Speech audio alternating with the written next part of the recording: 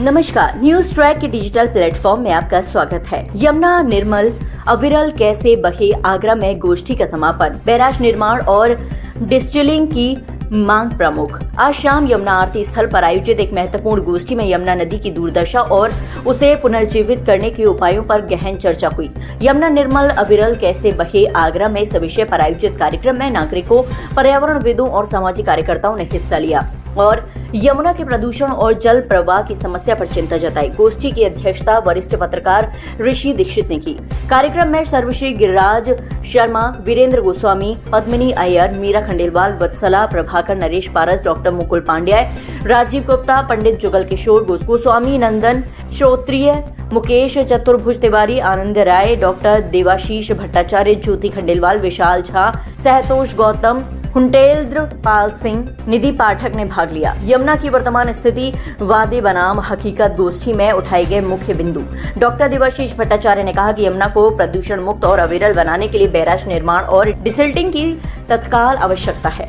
Doctor आनंद राय ने कहा कि पिछले वर्षों में किए गए वादे जैसे 2015 में फेरी क्रूज का वादा अभी तक पूरे नहीं हुए। सामाजिक कार्यकर्ता नरेश पारस ने कहा कि ना तो घाटों का निर्माण हुआ, न अतिक्रमण हटे, न नालों को बंद किया गया और न ही आगरा को उसका न्याय संगत जल हिस्सा मिला। यमुना का महत्व, प्रदूषण की समस्या। वीरेंद्र गोस्वामी ने कहा कि यमुना नदी न केवल आगरा की सांस्कृतिक धरोहर है, बल्कि ये कृषि, पर्यावरण और जनजीवन का आधार भी है।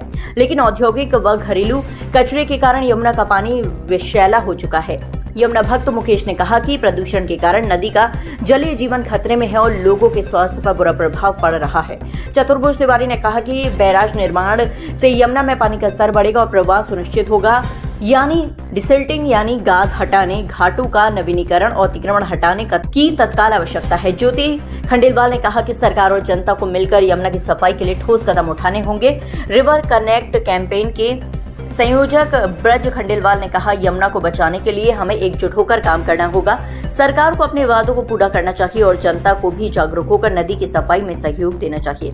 कार्यक्रम के अंत में सभी उपस्थित लोगों को निधि पाठक ने धन्यवाद दिया और यमुना की स्वच्छता के लिए एक सामूहिक प्रयास का संकल्प लिया गया। आगरा से टुडे न्यूज ट्रैक की रिपोर्ट। यमुना एंडलेस टॉपिक है और पिछले 11 साल का हमारा ये सफ़र भी अपने आप में बहुत बड़ा अचीवमेंट है। हम 11 सालों में बहुत से लोगों को यमुना से जोड़ पाए, जो कि हमारा नाम ही है रिवर कनेक्ट कैंपेन। और लोग जोड़ने का नतीजा देख रहे हैं कि आज इस स्थान पर विदेशी पर्यटक भी आते हैं और तमाम यहाँ पर जगह को जानने की कोशिश करते हैं, यहाँ की फोटो लेते हैं, यहाँ का आनंद उठाते हैं। यमुना का पानी पहले बहुत दयनीय स्थिति में था। अब धीरे धीरे देख रहे हैं देश के प्रधानमंत्री से लेके हर मंत्री, सभासद, विधायक, पार्षद सब यमुना के बारे में बात कर रहा है, तो उम्मीद जागी है कि अब यमुना के बारे में कुछ अच्छा काम होगा। कोस कोस पर पानी बदले, 4 कोस पर वाणी।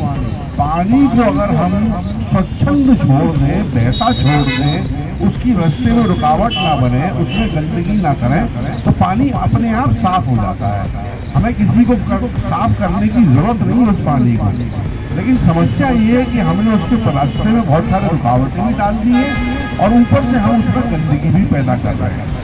आपको उदाहरण स्वरूप बताता हूँ कि हम लोग मार्च 2019 में हम 4 लोग गए थे ये बागपत के पास बड़ौत।